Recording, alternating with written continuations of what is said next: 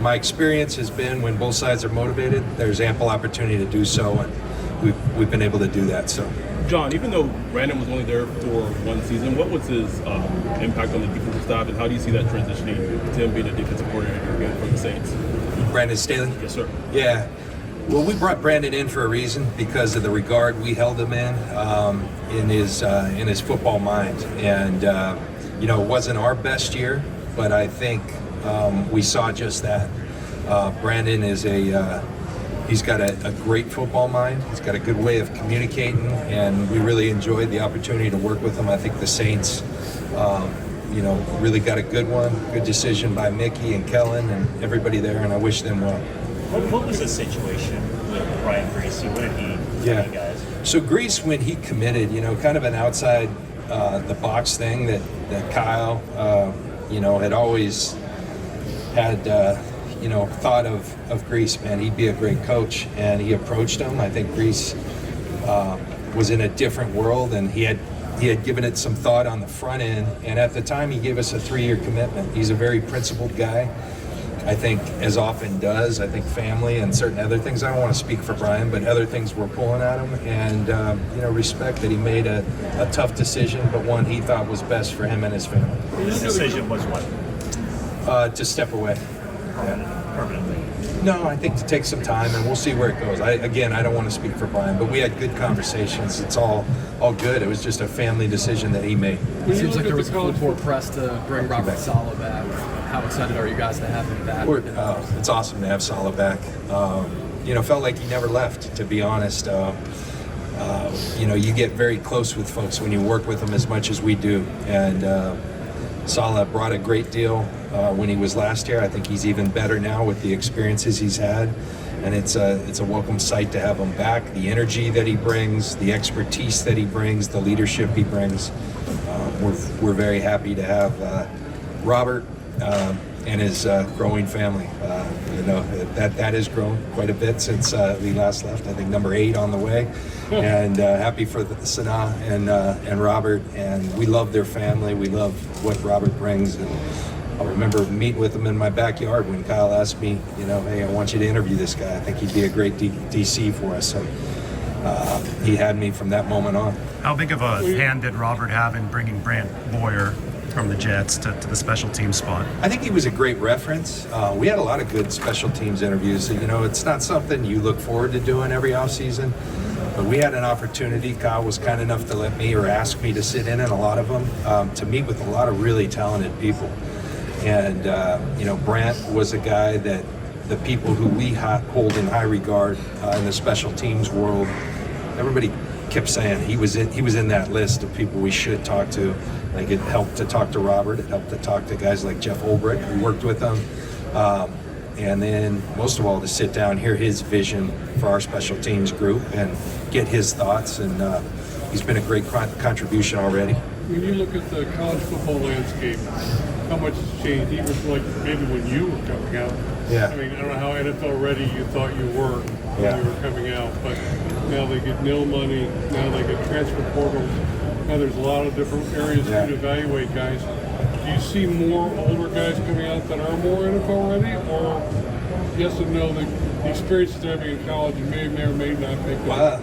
I would tell you, we're still kind of in that Wild West. There's so many new things happening in college football. And so, my hope is that over time you get guardrails and we get this to the right place.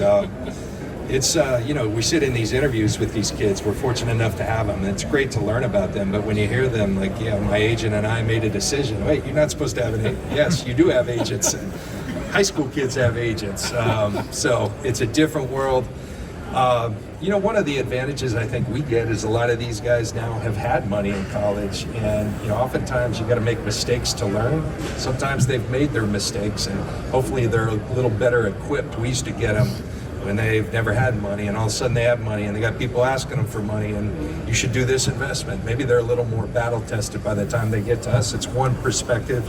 I try to be an optimist, and that is one thing that we've seen that can be a positive. Have you talked to Trent Williams? How NFL? How about I was think you were? I was a position switch my junior year, so I was new to DB. the Bucks didn't think I was very prepared because it took me 3 years to become a starter. So fortunately, it all worked out. Have you talked to Trent Williams recently, and is he definitely playing football this season? Trent's playing, and he's ready. And, I think he's really motivated to come back. And when you're that's rarefied air that Trent lives in, and when you're a player that has experience playing at those heights, you don't want to play unless you're playing at that level. And I think that's where Trent's at. And I think we're going to see a real motivated Trent Williams to come back and have a great year, and that's a good thing for us. Kind of going off of the age and the new college football landscape, what is your kind of opinion on younger players having a higher ceiling compared to the players? What's your kind of take on that? Do you feel like older players can still have a higher ceiling than the younger? Yeah, there's some teams that really have a philosophy of they won't touch a player older. That's probably had to adjust. COVID and stuff had guys staying at school longer. NIL has guys staying at school longer. So I think if you really stay true to that, you're limiting the pool that you're picking from. I think sometimes we have to ask yourself, you're trying to get this guy for 12 years, which is, if you're looking for that, it's a small percentage, or you're looking for one contract and then hopefully more. So it's an interesting topic. It's one we constantly discuss. There's pluses and minuses to both sides. Having a young guy that you think you can develop and is already a good player, and then a guy who's a little more battle tested, been through a little more, and it's an interesting conversation. How's Christian McCaffrey doing for the house? He's doing great. Christian's doing really well, and I think was real frustrated with the way last season went, and doing everything in his possible as he did in preparation for last year. And we're hoping CMC's out there going to have a tremendous year. If he's healthy, he will have a tremendous year. That's just what he does. Is the expectation that he'll be ready for the off-season program? I think so. I think at least parts of it. We'll be judicious and follow, the medical folks' advice on that. But Christian's, he's done a great job doing the rehab. He's tireless. If anything, you gotta say whoa to Christian. And as my friend Mike Tomlin, it's a lot better to have to say whoa than it is to say sick him. So Christian is a whoa guy, and because he's going to do everything possible to give himself a chance. John, the personnel department has gone through a lot of changes both in and out the last few years. Last year, you guys had one of your strongest drafts in recent memory, a lot of potential starters. Was there maybe a change that you guys had with the approach with you guys coming in, or do you guys still have a similar approach that you've had in years past? Very similar approach. I think if anything, just Kyle and I have worked together a long time, and so just walking through the halls, I was just at a restaurant, ran into D'Amico Ryans and Bobby Slowick right before him, and Mike McDaniel over there.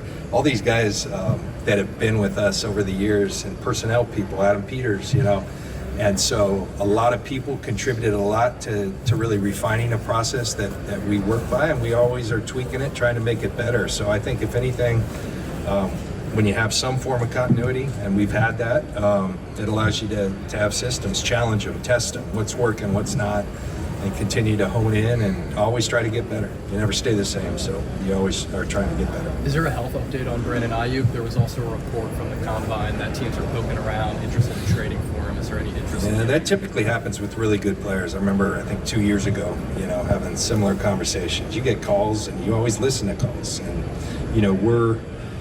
I think since Kyle and I've been here, we've been, certainly a top 5, I believe, number 2 cash spending team.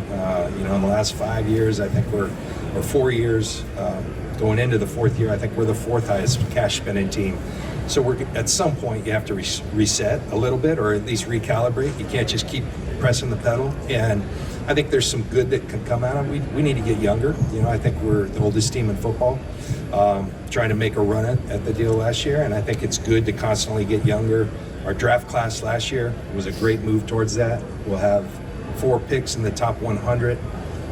If the comp picks happen like we see it, that's always a calculation. We'll have 10 picks overall, and we're excited about adding more youth to a great core of players that we already have. We asked you about Debo last month, and you said you're not interested in moving on from a good player. Since then, he's requested a trade. What's the latest with him? Yeah, still not interested, Grant, but along those lines of the financial constraints and some conversations we've had with Debo. It's something, you know, we've been forthright with that. We're on good terms with Debo. I think you know, he's asked for a fresh start, and you know, I think we're going to honor that. Don't like seeing great players, and he is a great player. He's you know, I think often one of my favorite draft picks of my time. This guy's just he makes plays, and he makes game-changing plays, and you know, everything's good, you know, but I think at some point time happens, and he asked for that. We don't always, you know, there's contracts and things, but you know, it probably makes sense, so we're at least allowing him to look, and we're having conversations. We'll see where that goes. John, you view the draft overall, you see more defensive heavy, offensive heavy, the pockets in there. Do you feel like there's a sweet spot maybe in the draft? What is your overall view? Yeah, I think a lot of good players. You know, you always get concerned. Someone was talking earlier about the landscape of college football. These guys are being offered tremendous amounts of money to go back to school. And last I remember, school's pretty fun, you know. It's and so I think a lot of guys are taking that route, and they're being incentivized. So then you wonder, is this going to really hurt our draft? And maybe in the late rounds it has. But the encouraging thing is, I start to look, and we're still right in the thick of the process. There's a lot of good football players. Some could argue, are there the impact top end players that there have been in past drafts? I don't know. We're not drafting, you know, that high. But I think there's a lot of good football players across the board. There are some stronger positions than others, but there's a lot of good football players, and so we're encouraged by that.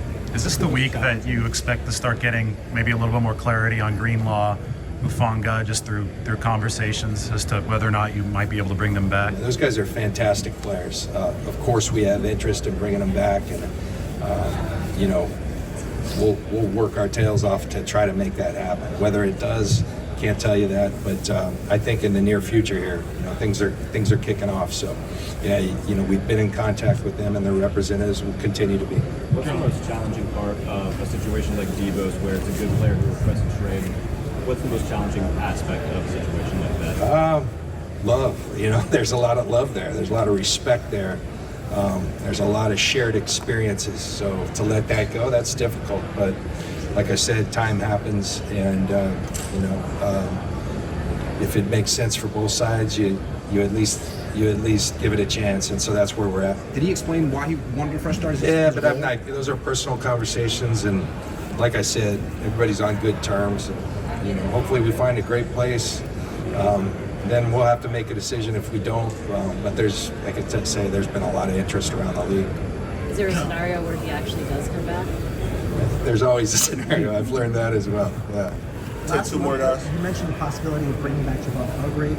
Is that still a possibility in your eyes? And do you view defensive tackle as a priority this offseason? It is, but I would tell you, I think that the D tackle market's going to be, I mean, those guys, it's a premium position, and they typically do well. And even Javon, who's coming off the tricep, you know, I think he's well on his way to being healthy, and I think it'd be a robust market, but we'll see. And we've had good with Javon.